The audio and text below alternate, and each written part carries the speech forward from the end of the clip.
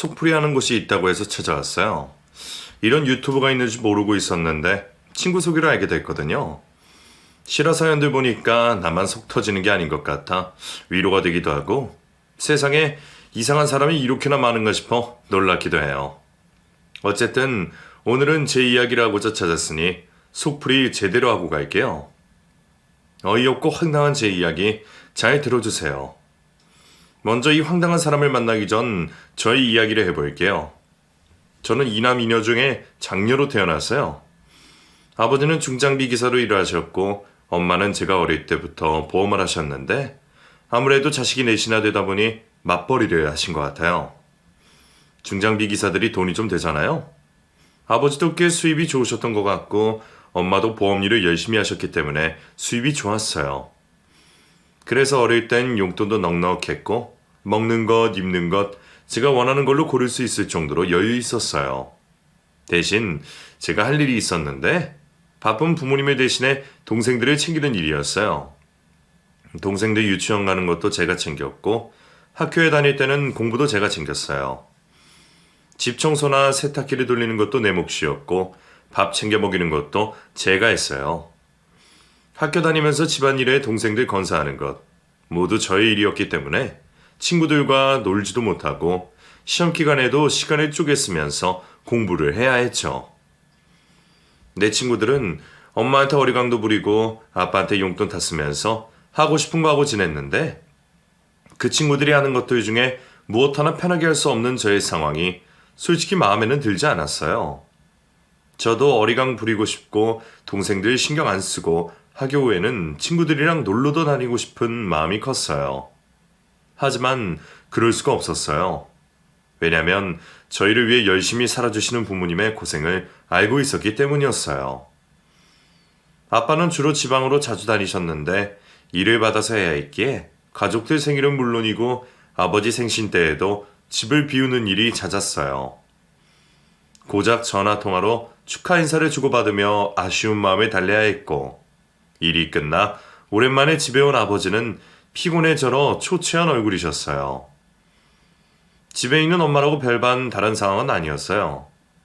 엄마도 밤낮을 가리지 않고 고객들을 만나러 다니셨고 어쩌다 진상 손님에게 걸려서 클레임이 들어오면 회사에서 늦게까지 업무를 처리해야 하셨어요.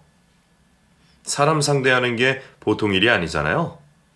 더군다나 엄마 고객들은 시장 상인들이 많아서 만만한 사람이 없었어요. 그러니 엄마의 신경은 늘 곤두서 있었죠. 엄마, 이렇게 일찍 나가? 아직 7시도 안 됐어. 오늘은 지방에 상담을 가야 해서 지금 나가야 해. 동생들 아침밥 챙겨줄 수 있겠어? 엄마는 오늘 엄마 생일인데 미역국이라도 먹고 가지. 어젯밤에 끓이면서 한 그릇 먹었어. 동생들이랑 같이 그거 먹고 학교 가? 알았어. 우리 걱정은 마. 오늘 날씨도 엄청 춥다는데 빈속에 나가고. 알아서 챙겨 먹을게. 너 학교 갈 때 따뜻하게 입고 가, 알았지? 응. 엄마도 몸 챙기면서 다녀요. 운전 조심하고. 그래. 엄마 아빠한테는 생신이라고 별거 없었어요. 미역국 한 그릇에 밥 말아 후딱 드시고는 일터로 어김없이 나가셨고 그런 두 분의 노력 덕분에 저희 가족은 아파트로 이사도 갈 수 있었어요. 당시 저희 동네에서는 처음으로 생긴 아파트에 저희 가족이 입주했는데 그때 친구들이 얼마나 부러워했는지 몰라요. 다들 저희 집에 놀러 오고 싶어서 줄까지 설 정도였으니 인기가 아주 대단했어요. 좋은 아파트에 살게 돼서 우쭐한 기분을 느끼는 것도 잠시. 저희 가족에게 위기가 닥쳤어요. 아버지가 일터에서 크게 다치신 거죠. 학교를 다녀와서 동생들 밥을 챙겨주며 시험 공부를 하고 있을 때였어요. 엄마에게서 다급한 전화가 한 통 왔고 아버지가 병원에 실려가셨다는 말 한마디였어요. 저는 너무 놀랐지만 동생들은 모르게 하라는 엄마의 말씀 때문에 말도 못하고 집에서 발만 동동 굴리고 있었어요. 엄마가 수술 다 되면 연락을 주겠다고 하셨기에 깊은 밤이 됐지만 잠들 수가 없었죠. 다음날 치르는 중간고사 시험 과목은 머리에 생각나지도 않은 채 베란다 밖으로 보이는 주차장만 하염없이 쳐다보고 있었어요. 그 밤, 엄마는 새벽이 되어서야 전화를 주셨고 아주 피곤한 목소리셨어요. 저 또한 잠들지 못하고 그 시간까지 눈을 뜨고 있었고요. 현정아, 어쩌면 좋니? 네 아빠 다리 하나가 없어. 엄마, 그게 무슨 말이야? 아빠 다리가 깔려서 절단할 수밖에 없었대. 정말이야? 아빠 어떡해? 우리 아빠 불쌍해서 어떡해? 해가 떠오르는 푸르스름한 새벽. 저 엄마는 통화를 하면서 울음을 그칠 수가 없었어요. 가족을 위해 물불 가리지 않고 일하셨던 우리 아빠. 결국 다리 하나를 잃고 평생 장애인이 됐다는 생각에 안타까워 미칠 것 같았어요. 아빠는 심정이 어떠실지 상상도 하기 싫었죠. 병원으로 아버지를 보러 가야 했지만 차마 발걸음이 떨어지지 않았어요. 병실에 들어가서 아빠를 어떻게 쳐다봐야 했지. 덩그러니 하나만 남은 다리를 아는 척 해야 했지. 모르는 척 해야 할지 알 수가 없었어요. 철이 없는 동생들한테 설명해 주는 것도 저에겐 큰 숙제였어요. 남들과 다른 아빠의 모습을 동생들이 자연스럽게 받아들일 수 있게 할 자신이 없었죠. 여러모로 저에겐 너무 어려운 일들이었어요. 크리스마스를 앞두고 아빠를 보러 갔어요. 동생들과 아빠께 드릴 꽃다발 준비에 조심스레 병실로 들어섰을 때 저희를 향해 어색하게 웃고 계신 아빠를 볼 수 있었어요. 불구가 된 자신의 모습이 오히려 우리에게 부끄러운 듯해 보이는 아빠의 어색한 미소. 그 미소에 저의 평정심은 무너지고 말았어요. 저는 아빠에게 달려가 안겨서 펑펑 울었어요. 아빠 미안해. 정말 미안해. 내가 좀 일찍 왔어야 했는데 아빠가 힘들어할까봐.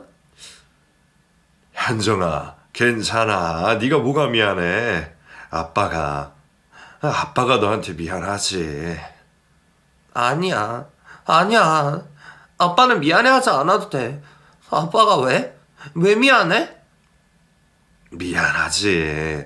우리 이쁜 딸 걱정하게 했잖아.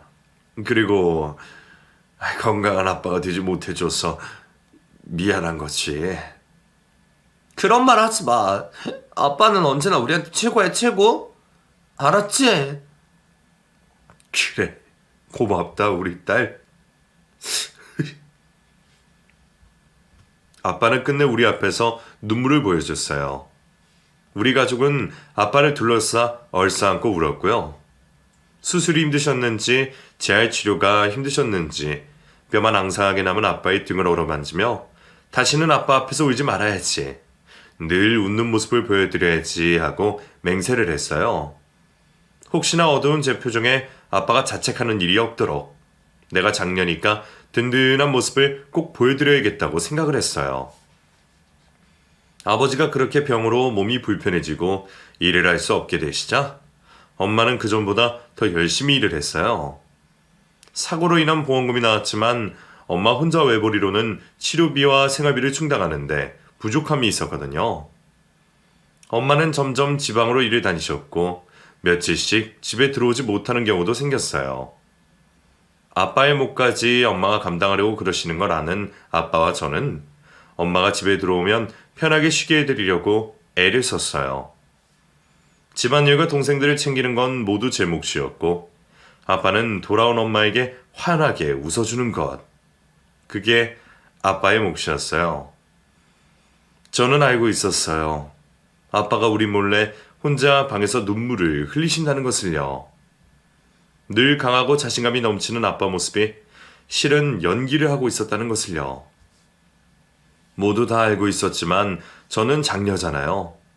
아빠의 그런 노력을 헛되게 하고 싶지 않았어요. 그래서 모른 척하며 동생들 앞에서 아빠의 면을 세워드리고 그랬어요. 제가 고3이 됐을 때 진로 상담을 최종적으로 하고 대학을 포기하기로 했어요. 엄마 혼자 우리 가족들 먹여 살린다고 아등바등하는 모습이 마음에 걸려서 공부를 할 수가 없었어요. 성적이 상위권에 있었기 때문에 선생님은 아주 많이 아쉬워하셨고요. 야간대로 가는 건 어떠니? 낮엔 일하고 밤에는 학교 다니고 선생님은 그렇게라도 네가 대학 졸업장을 땄으면 좋겠는데 저녁엔 동생들 챙겨야 해요. 아직은 아버지가 다 하실 수도 없고요. 네가 대학을 안 가면 누가 가니? 선생님이 어머니랑 상담을 해볼까? 아니에요. 괜찮아요, 선생님. 저 대학 아예 포기하는 거 아니에요. 동생들 좀 크고 저한테 시간이 좀 생기면 그때 대학 갈 거예요. 그래, 네가 포기만 안 하면 언제든 가면 되지. 근데 무슨 일이든 다 때가 있는 법이거든. 지금 안 가면 힘들지도 몰라. 그것도 제가 받아들여야죠. 감사합니다, 선생님. 다 때가 있다는 선생님의 말씀. 시간이 지나 생각해보니 맞는 말씀인 것 같아요. 당시 저는 대학 가실 거 나중에 가면 된다고 생각했는데 막상 사회생활을 시작하고 나니 공부를 이어갈 짬도 대학에 입학할 마음의 여유도 없더라고요. 결과적으로 지금 저는 고졸인 상태예요. 졸업장을 포기하고 저는 엄마를 돕기로 했고 마지로서 역할하기로 했어요. 자식이니 당연하다고 생각했는데 제 마음 깊숙한 곳엔 그게 싫었던 것 같기도 해요. 왜냐면 고등학교 때 친구들이 아무도 남지 않았거든요. 무의식적으로 친구들과 연락을 줄이면서 거리를 뒀던 것 같아요. 친구들과 다른 길을 가는 내 모습이 초라해 보일지도 모른다는 생각도 있었기 때문이지 않을까 싶어요. 저의 첫 직장은 집 근처 주유소였어요. 그곳에서 격리를 뽑는다길래 이력서를 냈을 때 경력도 없는 저를 사장님이 써주셨죠. 물론 적은 월급으로요. 돈을 많이 벌려면 공장이나 야간 일을 하는 곳으로 가야 했는데 엄마가 그런 일은 극구 반대하셨어요. 사회 첫 경험을 험한 일로 시작하면 결국 그 길로 가게 된다면서요. 월급이 적어도 격리 경력이 쌓이면 더 나은 곳으로 이직하기도 좋으니 적당한 곳에서 일을 배워보라고 하셨죠. 생전 처음 하는 격리 업무는 처음엔 좀 어려웠어요. 나름 한다고 했는데 숫자들을 계산하는 일이 복잡하더라고요. 실수도 많았지만 시간이 갈수록 적응이 됐고 나중에는 어려운 업무도 척척 해내기 시작했죠. 그때 사장님이 저를 참 많이 좋아해 주셨어요. 어린데 손이 꼼꼼해서 일 잘한다고요. 칭찬도 아끼지 않으셨고 가끔 월급 외에 용돈도 챙겨주셨기에 저 나름 뿌듯하게 일을 배웠어요. 엄마 말대로 그곳에서 경력을 조금 쌓아서 직장을 옮겼어요. 아무래도 주유소 격리 업무가 크게 어려운 건 아니라 월급이 너무 작거든요. 사장님이 잘 봐주신 건 감사했지만 돈을 더 벌고 싶었어요. 이왕이면 커리어도 쌓고 싶은 마음이 있었고요. 여기저기 알아보고 다니다가 정말 운 좋게 세무사 사무실에 업무 보조를 뽑는다는 말에 들어가게 됐어요. 단순 업무 보조라 큰 역할은 없었지만 언젠가 세무사가 돈 많이 번다는 주유소 사장님의 말씀이 생각났어요. 거기서 일하면서 세무사 공부도 하고 일도 배워보고 하면 좋은 것 같은 생각에 들어가게 됐어요. 동네 주유소에서 일하는 거랑은 완전히 다른 세상이었어요. 사무실 안의 사람들은 모두 다 정신없이 움직이고 전화를 걸고 서류를 검토하고 있었고요. 전문적인 분위기가 물씬 풍기니까 왠지 나도 잘하고 싶다는 의욕이 마구마구 샘솟았어요. 그래서 하루빨리 적응하려고 애써서 일을 했고 몇 개월이 지나자 실수 없이 업무를 처리하게 되었어요. 그때부턴 낮엔 일을 하고 밤에는 세무사 공부를 시작했어요. 선생님이 야간대라도 가라고 하셨는데 결국엔 그러지 못하고 세무사 공부를 한 거죠. 당시에는 그게 더 나은 선택이라고 생각했고 결과적으로도 그게 맞았어요. 몇 년 뒤엔 세무사가 되었고 수입도 원래 받던 거에 3배가 껑충 뛰었으니까요. 정말로 열심히 일했어요. 고등학교를 졸업하고 직장 생활을 시작하면서 쉼 없이 계속 일을 했고 좀 더 나은 보수를 받기 위해 코피 흘려가며 공부도 했고요. 제가 집에서 맞이잖아요. 동생들에게 본보기가 되어야 한다는 생각이 일부 있긴 했지만 그것보다는 책임감이요. 책임감 때문에 더 이 악물고 했던 것 같아요. 불구가 되신 아버지의 빈자리를 엄마와 제가 채워 넣어야 한다는 책임감 때문에 그렇게 치열하게 살았어요. 덕분인지 세 명의 동생들은 지금 자리를 잘 잡아 각자의 삶을 살고 있어요. 동생 둘은 공부머리가 있어서 박사학위를 위해 계속 매진 중이고, 나머지 하나는 운동 쪽으로 가서 열심히 실력을 쌓고 있어요. 그리고 저도 수입료가 점점 올라가면서 몸값이 높은 세무사가 되었고요. 동생들 3명의 공부 뒷바라지를 제가 다 했어요. 물론 엄마도 보태주셨지만 대부분 집 대출금과 아버지 재활치료비, 생활비를 감당하셨고 제가 학비를 담당했어요. 엄마랑 둘이서 그렇게 살다 보니 어느새 제 나이는 30이 훌쩍 넘어 있었고 결혼 생각도 없는 저를 엄마는 걱정이 많으셨어요. 만나는 사람은 없니? 젊은 애가 연애 한번 제대로 안 하고 무슨 재미로 살아? 남자 안 만나도 좋아. 적금 통장에 돈 들어가는 거 보면 그게 제일 재밌어. 아이고, 평생 혼자 살 거야? 너는 뭐 맨날 젊을 줄 알아? 나중에 나이 들어서 아무리 돈 많으면 뭐해, 혼잔데. 돈 많으면 남자도 붙겠지 뭐. 옳은 거 하나 있는 게 맞지. 돈 뜯기고 살게? 엄마는 이게 어떤 돈인데 뜯어가게 내가 둘까봐? 세상 사는 게 마음대로 되는 줄 알아? 순리대로 살아야 되는 거야. 그 나이가 되면 할 거 하면서. 아, 잔소리 그만. 알아서 할게요. 엄마도 저도 둘 다 알고 있었어요. 우리가 왜 남들처럼 하지 못하고 사는지 너무나 잘 알고 있지만 마치 그런 일이 없다는 듯이 보통의 딸과 엄마처럼 대화를 했어요. 마치 우리가 짊어진 짐들이 별거 아닌 것처럼요. 너무 깊이 생각하면 슬프잖아요. 그래서 별거 아닌 것처럼 말하는 게 엄마랑 저의 말버릇 같은 거였어요. 우리가 딱딱하게 살아온 건 맞지만 그래도 위기에 안 무너지고 버틸 수 있었던 게 참 감사한 일이죠. 시집가라는 엄마의 잔소리가 듣기 싫었던 건지 저에게도 마음에 쏙 드는 남자가 생겼어요. 사무실 근처에 회식으로 자주 갔던 삼겹살 집이 있었는데 거기 사장님이 얼추 저랑 비슷한 나이였어요. 식당이 제법 크고 장사가 잘 되는 집이었는데 젊은 나이에 대박을 쳐서 대단하다는 생각을 하고 있었죠. 근데 사무실 남자 직원이랑 그 사장님이 친구였더라고요. 덕분에 서비스도 많이 받고 손님이 적을 때는 합석해서 같이 술도 한잔하고 그랬던 사람이었어요. 제 친구가 세무사님한테 관심이 많아서 연결시켜달라고 하던데 식사 자리 한번 만들어 볼까요? 네? 저요? 네, 세무사님 처음 봤을 때부터 눈을 못 뜨던데요. 그 친구가 장사의 혈안이 돼서 여자도 안 만나고 관심도 없었거든요. 그런 친구가 세무사님한테 반응을 하니까 저는 깜짝 놀랐죠. 그래요? 저에게 관심이 있다는 말에 조금 얼떨떨했어요. 저도 식당에 갈 때마다 눈이 자주 마주쳐서 의식을 하고 있었거든요. 사람이 성실한 것 같고 생긴 것도 그 정도면 괜찮은 것 같고 마음이 아예 없진 않았지만 사무실 직원 친구라서 선뜻 만나보겠다는 말을 하긴 어려웠어요. 그래서 적당히 거절을 했는데 그 사람이 저에게 직접 연락이 왔어요. 이렇게 무턱대고 연락드려서 죄송합니다. 그런데 제가 좀 급해서요. 저랑 3번만 같이 식사해 주시면 안 되겠습니까? 그게 좀... 부담스러운 거 압니다. 3번만 만나주시면 그 뒤로는 절대로 연락 안 드리겠습니다. 그래요, 그럼. 정말요? 감사합니다.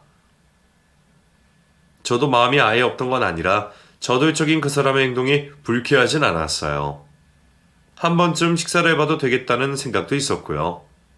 그래서 그 사람과 3번의 데이트를 하게 됐고 결국 저희는 연인이 되었어요. 장사하는 사람이라 투박하고 거칠 줄 알았는데 의외로 섬세하고 배려심도 좋더라고요. 무엇보다 저를 너무 좋아해주는 모습에 연애 한번 못해본 제 가슴을 떨리게 했어요. 그래서 홀딱 넘어가 버렸죠. 서로 업무상 바쁜 사람들이라 시간을 쪼개서 만났어요. 일이 늦게 끝날 땐 집에 가기 전에 잠깐 30분 정도 보고 서로 쉬는 날에 맞추기 어려워서 장거리 여행은 꿈도 못 꾸고요. 서너 시간 데이트하는 날이 제일 오래 만나는 거니 얼마나 감질났겠어요. 시간적으로 여유롭지가 않으니 그게 서로를 더 안달나게 했던 것 같아요. 그래서 우리는 결혼하기로 결심을 했고 이듬해 결혼식을 올리게 되었죠. 결혼식 날 아버지 손을 잡고 신부 입장을 하던 게 기억이 나요. 의족을 해서 절은발이 걸음을 하는 아버지와 입장 시작부터 저는 눈물이 터져버렸어요. 결혼식 날 신부가 눈물바람이니 회장이 어떻게 됐겠어요? 도우미 화장 수정한다고 몇 번이나 제 곁에 왔다 갔다 하고 저희 사연을 다 알고 있는 하객들도 죄다 눈물 흘리고 즐겁고 좋아할 결혼식 날이 눈물의 결혼식이 되었었어요. 그때 아버지가 남편에게 제 손을 건넬 때 해주신 말씀이 아직도 생각나요. 두 사람 평생 해로해야 한다. 그러니 서로 아껴주고 흠이 있다면 덮어주고 서로 사랑해줘야 해. 알겠지? 네, 알겠습니다, 장인어른. 그래, 대답이 시원해서 좋다. 현정아, 어서 가거라. 고마워요, 아빠. 그날 결혼식장에서 아빠가 저희에게 해주신 말씀은 제 머릿속에 선명하게 박혀버렸어요. 그래서 결혼 이후에 나에게 제일 중요한 건 가족이고 화목한 가정을 만들겠다고 다짐을 했어요. 그런데 엄마 말대로 세상 일 참 제 맘대로 안 되더군요. 아픈 사람이 가족 중에 있다는 건 남은 다른 가족들에게 너무나 큰 재앙 같은 일이거든요. 친정아버지가 불구가 되신 경험이 있는 저에게 또 재앙이 닥쳤어요. 다름 아닌 제 아들이 급성 백혈병에 걸리게 됐어요. 결혼 직후 임신을 하고 아이를 출산하면서 일을 그만뒀어요. 대학 졸업 이후 처음으로 쉬어보는 거였고 사랑하는 내 아이를 케어하고 남편을 내조하는 일이 너무나 행복하고 좋았어요. 결혼 후 경기가 안 좋아지면서 남편의 식당이 어려워 수입이 줄었지만 아껴 쓰면 되는 일이고 제가 모아둔 적금도 있었기에 힘들지가 않았어요. 그런데 아이가 7살이 됐을 때 급성 백혈병에 걸린 건 알게 됐어요. 툭 하면 코피가 나고 몸에 알 수 없는 멍자국이 보이면서 예감이 좋지 않았는데 결국엔 그 병이더라고요. 처음 아이의 병을 알았을 때 얼마나 울었는지 모릅니다. 정말 내 목숨보다 더 소중한 자식인데 그 자식이 죽을 병에 걸렸으니 억장이 무너지는 것 같았어요. 하지만 희망은 있었어요. 소아암 중에서는 발병 확률이 높아 치료 시스템이 잘 되어 있었고 아이만 잘 버텨준다면 완치가 될 확률도 높았고요. 그때부터 저는 아이에게 매달리기 시작했어요. 어떻게든 살려야 했고 내 아이가 잘 커서 어른이 되어 자기의 삶을 사는 것을 보고 싶었어요. 저와 아이는 병원에서 생활하게 됐어요. 그러면서 남편을 챙겨주지 못하게 되었죠. 그땐 내 주위에 아무것도 눈에 보이지 않았어요. 오로지 내 아이, 내 아들이 낳는 것만 생각하며 하루하루 버티고 있었던 거죠. 그런데 제가 그러는 동안 남편에게 문제가 생겼어요. 뭐? 식당이 어떻게 됐다고? 마치 블로거가 나한테 앙심을 품고 소문을 이상하게 냈어. 손님이 떨어져도 언젠가 되겠지 생각하고 버텼는데 접는 게 맞는 것 같아. 왜 이제 나한테 얘기하는 거야? 진작 얘기했어야지. 빚을 2억이나 만들어 놓고 말해? 나도 좋아질 줄 알고 버틴다고 그런 거야. 너는 맨날 병원에만 있는데 내가 어떻게 말을 해? 그래도 이건 아니잖아. 지금 다 엎어버리면 우리 아들 병원비는 어쩔 거야? 집 팔면 돼. 집 팔자. 여보. 식당 폐업 소식에 빚 2억. 살던 집까지 팔자는 소리에 저는 숨이 턱 막혔어요. 바닥도 모자라 지하까지 파고 들어가는 기분이었죠.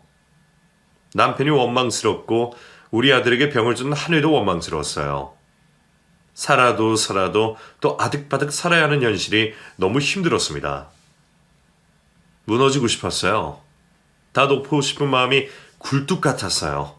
하지만 그럴 수가 없잖아요.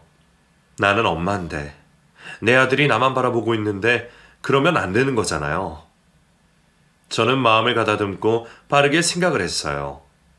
이 상황에 남편에게 돈을 벌어오라는 건 맞지 않는 것 같더군요. 그래서 제가 일을 나가겠다고 했어요. 그리고 남편더러 아들의 병수발을 들라고 했죠. 자기도 답이 없는지 시키는 대로 하겠다고 하더군요. 그래서 저는 9년 만에 다시 일터로 나갔어요. 경력 단절의 여성이 다시 일터에 나가는 일, 생각보다 힘이 많이 들어요. 체력도 체력이고 근 10년간 업계를 떠나 있던 몸이라 업무를 따라가는 게 보통 일이 아니었어요. 물론 일하는 방식도 많이 변해 있었고요. 애딸린 민폐녀가 되지 않기 위해서 정말 고군분투했어요. 남들 다 퇴근해도 저는 사무실에 남아서 서류를 확인했고 실수는 없는지 확인해 또 확인해 거치는 작업들이 계속됐어요. 커피의 의지에 무리한 나날이 계속되었고 만성 피로로 살이 쑥 빠지고 나서야 예전에 제가 일했던 감을 찾을 수가 있었어요. 힘이 들어도 계속 버텨나갈 수 있었던 이유, 바로 제 아들 때문이죠. 그리고 남편도 소중했고 내 가족을 지켜야 한다는 거. 그거 하나로 매일매일 일터로 나갔어요. 가끔 내 인생이 왜 이리 박복한가 그런 생각이 들 때도 있었어요. 결혼 전에도 결혼 후에도 내가 아등바등하지 않으면 안 되는 상황들이 참 야속했죠. 어쩌겠어요. 이번 생이 이런 거라면 받아들이고 살아가는 수밖에. 아이의 병, 남편의 실직 외에 저에겐 복병이 하나 더 있었어요. 바로 철없는 저희 시어머님이었죠. 저희 시모는 결혼을 일찍 하셔서 우리가 결혼식을 할 때도 환갑이 안 된 나이셨어요. 겨우 50을 넘긴 나이이고 외모를 가꾸는 걸 좋아하셔서 나이보다 훨씬 젊어 보이기까지 하셔요. 남편과 사귈 때 인사를 하러 갔는데 어머니가 아니라 나이차가 많은 누나인 줄 알았어요. 알고 보니 어머니셔서 얼마나 놀랐던지. 외모가 젊어 보이는 만큼 생각도 아주 짧으신 우리 어머님.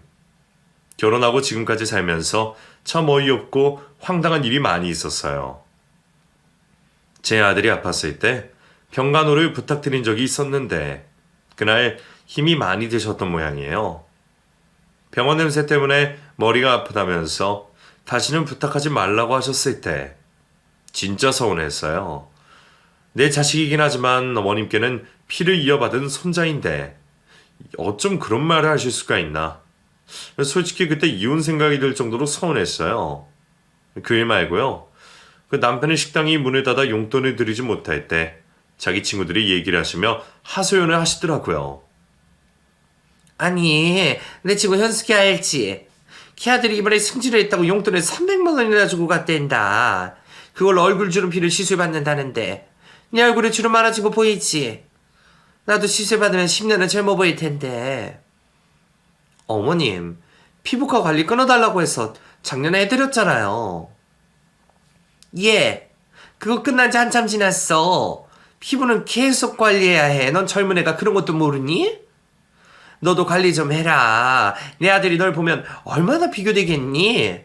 밖에 이쁜 아가씨들이 얼마나 많은데 너는 무슨 자신감이니? 듣기만 해도 기가 차시죠? 아들이 죽을 병에 걸려서 내 입에 들어가는 음식도 신경 안 쓰고 사는데 그런 저에게 외모 운운하시는 시어머님 상상이 가세요? 물론 사심 없이 악의 없이 머리에 떠오르는 생각대로 말씀하신 거 저도 알아요. 하지만 말이란 게 듣는 사람도 생각하면서 해야 하는 거잖아요. 정말 마음 같아선 상대도 하고 싶지 않을 정도로 시어머님께 너무 서운했어요. 놀러 다니는 거 좋아하시고 하루 종일 치장하는 게 낙인 우리 어머님. 결혼 초엔 정말 이해가 되지 않아서 남편이랑 자주 싸우기도 했어요. 저는 불필요한 지출을 왜 하시는지 모르겠다 했고 남편은 연세 드신 엄마 유일한 낙인데 그거 좀 못해주려는 입장이었어요. 내가 어머님 드리는 돈이 아까워서 이러는 거 아니야. 용돈 넉넉히 드리면 나도 좋아. 그런데 어머님은 도가 지나치시잖아. 너 어른한테 그런 말버릇 좀 아닌 것 같다. 다른 걸로 꼬투리 잡지 마. 나 지난주에도 피부샵 정기권 200만 원 해드렸어. 근데 당신한테 용돈 100만 원 또 받아가셨다고? 우린 뭐 땅 파서 돈 벌어? 됐어. 너랑 더 이상 얘기하고 싶지 않아. 여보. 하나하나 따지고 들어가면 말하다가도 나가버리는 남편이었어요. 다른 일에는 저에게 다 맞춰주는데 희한하게 자기 엄마 일에는 제 말을 듣지 않고 기분이 나빠하는 사람이었죠. 남편의 그런 모습을 보면 정말 속이 상했어요. 하지만 어쩌겠어요. 내 남편인데 제가 안고 가야 하는 사람인걸요. 그나마 아이가 아픈 후에는 좀 조심을 하셨는데 또 일이 생겼어요. 남편이 단기로 일을 한 건 하게 됐는데 보름 정도 아이를 봐줄 사람이 필요했어요. 간병인을 따로 구하면 됐지만 저희는 어머님께 부탁을 드려봤죠. 보통 일하는데 페이가 셌기에 남편도 일을 하고 싶다고 했어요. 그런데 어머님이 대뜸 나 지난번에 하루 있다고 머리 아팠어. 며칠 누워있었어. 미안한데 나는 병원이랑 안 맞아.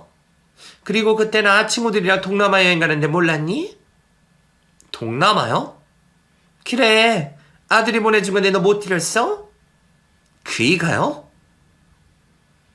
친구들이랑 여행 보내달라고 남편을 들들 볶으신 모양이었어요. 하지만 무슨 돈으로? 남편 수중에 여윳돈이 없는 걸로 아는데 무슨 돈으로 여행을 보내드렸는지 의문이었어요. 알아봤더니 친구들 갯돈을 땡겨서 어머니께 드렸더군요. 그것도 어이가 없었지만 손자가 큰 병에 걸려서 병원에 누워있는데 그러고 싶으실까? 정말 이해가 되지 않았어요. 어머님은 손자가 병원에 입원해 있는데 아무렇지 않으세요? 뭐? 에미 너 그게 무슨 말이니? 그렇잖아요. 어머니 보면 제 아들이랑 전혀 상관없는 사람처럼 행동하세요. 너 시애미한테 그게 할 소리니? 어머 얘 봐라. 쥐가 돈 좀 번다고 지금 나 괄시하는 거야? 제 말 곡해해서 듣지 마세요. 길 가는 사람 붙들고 물어보세요. 지금 어머니 행동이 정상이신지. 뭐 정상? 너 그날은 저도 머리에 핀트가 나갔는지 그동안 담아놨던 서운했던 것들이 죄다 나와버렸어요. 한 번은 얘기해야겠더라고요. 가족이랍시고 계속 참고만 살다간 제가 병이 날 것 같아서요. 결국 그날 시어머님은 몸 좋은 우셨고 남편은 저더러 지나치다고 화를 냈어요. 서럽더군요. 누굴 위한 결혼 생활인지 모르겠더라고요. 왜 나만 계속 맞춰 살아야 하는지, 왜 나만 양초가 되어서 계속 타들어가야 하는지 너무 괴로웠어요. 다 놓고 싶을 만큼요. 하지만 다음날은 어김없이 아침해가 떠올랐고 하루가 시작됐어요. 전날 밤 눈물로 잠이 들었지만 아침엔 아무렇지 않게 출근을 해서 바쁜 시간을 보내야 했고요. 그런데 사람이 죽지 못하는 이유가 다 있더군요. 진짜 바닥이라는 생각이 들어서 다 놓고 싶은 생각이 들 때 숨통을 틔워주는 일이 생겼어요. 바로 아이 병이 호전된 거죠. 정말 너무 기뻤어요. 내 아들이 그 큰 병을 이겨내고 다시 살아가게 된다는 사실이 세상 어떤 일보다 기뻤어요. 아이는 점점 상태가 좋아졌고 마침내 퇴원해 집에서 치료를 할 수 있는 정도가 되었어요. 병원을 퇴원하는 날, 저와 남편은 아들을 끌어안고 펑펑 울었습니다. 우리 아들이 대견하고 또 고마워서 벅찬 가슴을 어찌할 수가 없었어요. 오랜만에 외출해 아들도 들떴고 다시 예전으로 돌아간 것 같아 너무 행복했습니다. 아들이 집으로 오고 좋은 일이 또 생겼어요. 남편의 지인이 같이 일을 해보자고 제안이 들어왔어요. 제법 크게 체인 사업을 하는 분이라 신뢰가 갔고 남편은 투자금 없이 대리인으로 일을 하는 거라 페이도 좋고 위험 부담도 없었어요. 아들을 봐줄 사람만 있다면 남편이 그 일을 했으면 싶더군요. 놓치기 아까운 일이었어요. 어찌해야 할까 고민하고 있을 때 웬일로 시어머님이 나서서 자신이 돌보겠다고 하더군요. 병원은 냄새 때문에 힘든데 집에서 돌보는 건 얼마든지 하지. 내가 또 우리 승민이 좋아하잖아. 승민이 할미가 같이 있는 거 좋지? 네. 그래. 내가 니들 편할 수 있게 해줄 테니까 나한테 용돈만 좀 잘 챙겨줘. 정말 괜찮으시겠어요? 그럼 걱정을 말아라. 아들이 어릴 때에도 아이 못 본다며 안아주는 것도 인색하신 분이었어요. 그런데 잘 볼 수 있다며 호언장담을 하시길래 미심쩍었지만 부탁을 드려보기로 했죠. 제 일을 재택근무로 나누어서 오후에 조금 일찍 집으로 오기로 하고 어머님께 매달 200만 원을 드렸어요. 하루에 6, 7시간만 봐주시면 되는 거라 그 정도면 되겠지라고 생각했고 재택근무가 어려워지면 그땐 더 드리기로 했고요. 완전 남이면 걱정이 될 텐데 그래도 친할머니니까 마음이 안심이 됐어요. 이렇게 당분간 지내다가 아들이 괜찮아지면 그땐 학교도 다니게 될 테니 좀 더 나아질 거라 여기면서요. 그런데 어머님은 역시나 어머님이셨어요. 어쩜 그리 변하지도 않고 하던 대로 하시는지. 아픈 아이를 돌보기 위해 저희 집에 오시는 거잖아요. 그럼 아이에게 맞춰서 챙겨주고 돌봐주셔야 하는데 어머님은 그냥 놀러 오신 거였어요. 그것도 다른 사람들을 집에 불러들여서요. 처음에는 몰랐어요. 제가 알려드린 대로 아이 식사를 챙겨주시고 약도 챙겨주시고 학교를 가지 못하는 대신 집에서 공부할 수 있게 준비한 것들 하도록 해주시면 되는데 하루하루 시간이 갈수록 안 하는 것들이 점점 많아졌죠. 아이는 또 자기 할머니라서 저에게 말도 못하고 제 눈치만 보고 있었고요. 제가 월차를 내고 집에 일찍 와서 보지 않았다면 아무것도 모르고 지나갔을 거예요.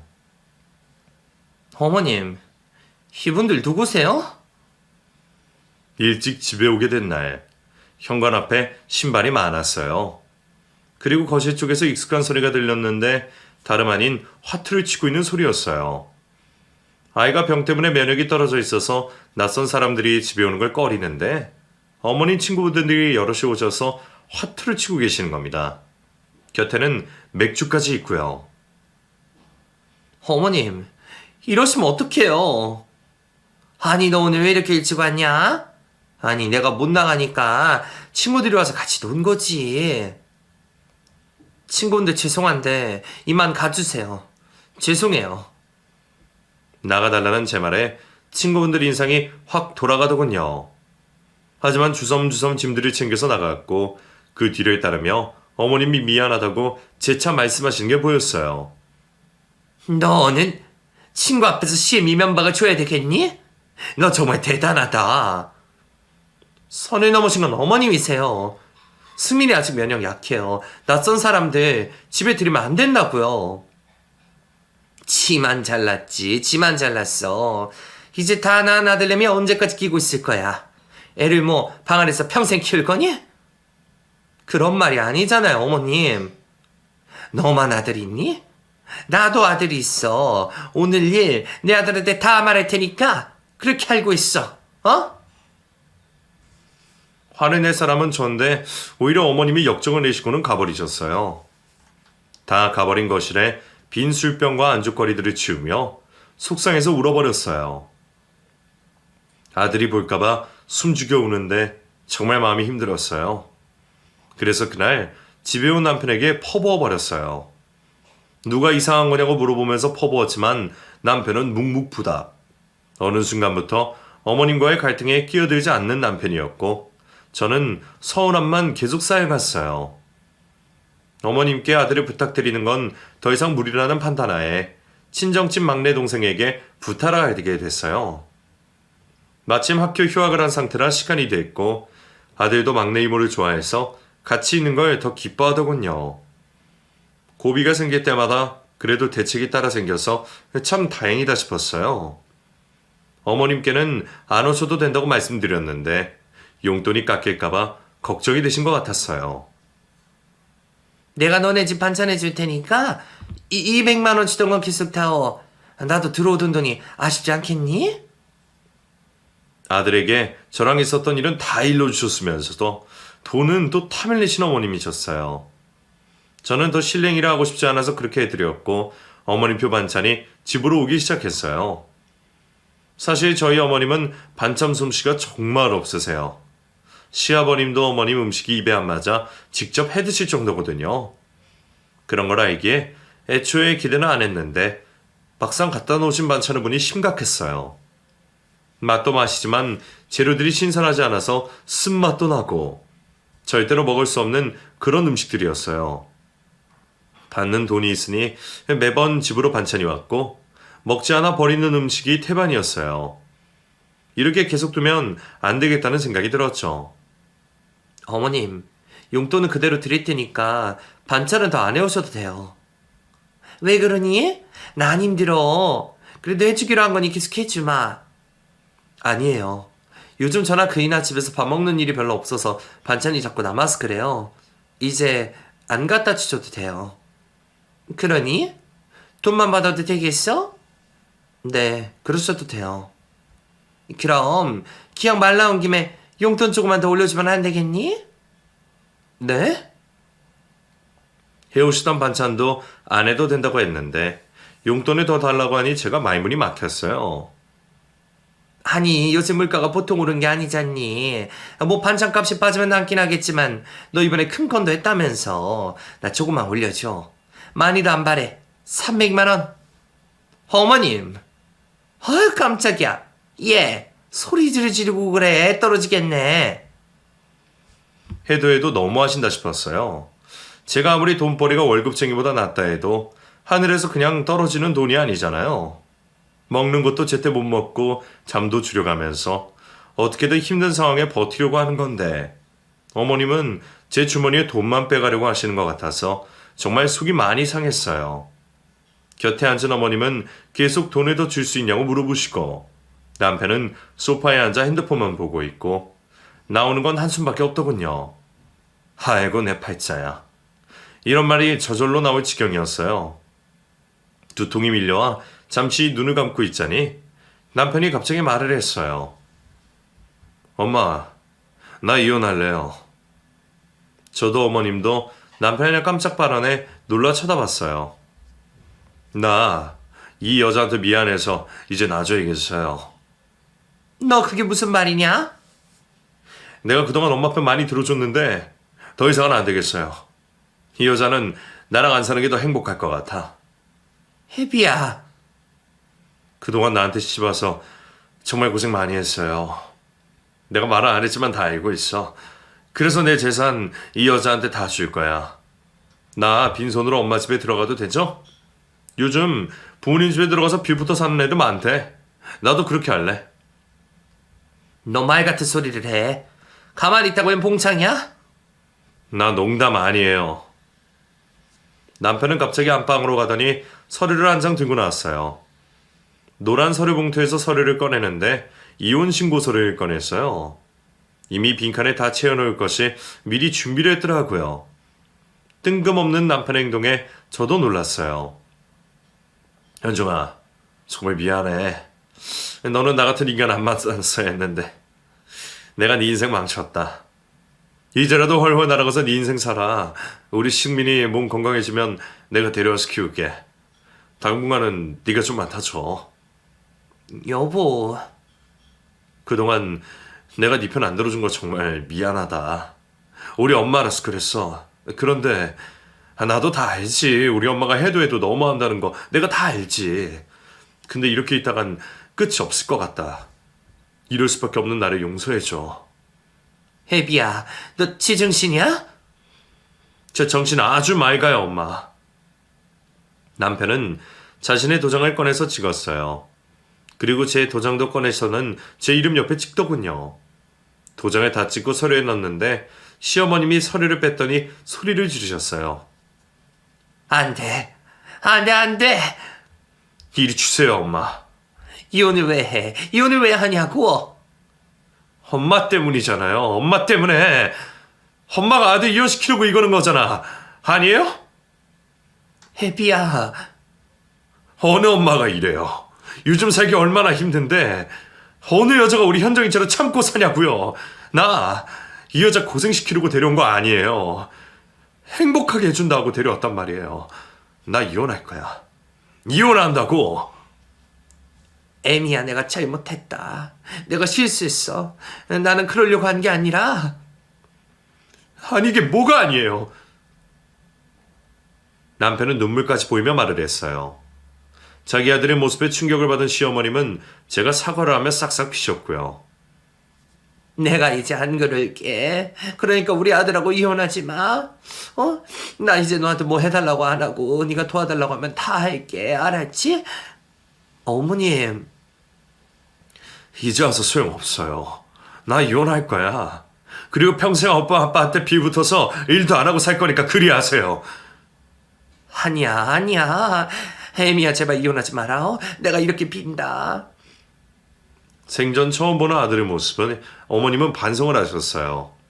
그리고 사과하시며 다시는 저에게 돈 얘기 안 하신다며 약속하셨어요. 극적인 모습에 저는 당혹하기만 했습니다. 그날 일은 그렇게 해프닝으로 끝났어요. 어머님은 눈물을 훔치며 집으로 돌아가셨고 남편은 저에게 무릎을 꿇고 사과까지 했고요. 앞으로는 제가 하자는 대로 다 하겠다며 손가락까지 걸고 약속을 했어요. 그날 이후 어머님은 완전히 달라지셨어요. 용돈도 50만 원으로 줄이고 일도 시작하셨죠.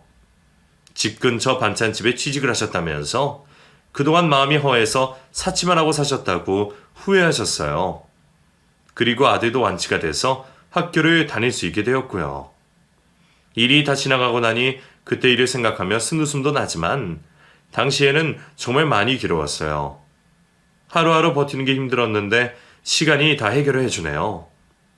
제 이야기는 여기까지예요. 제법 바람이 차가운데 감기 조심하시고 하루하루 마음 편하게 지내시길 바랍니다. 감사합니다.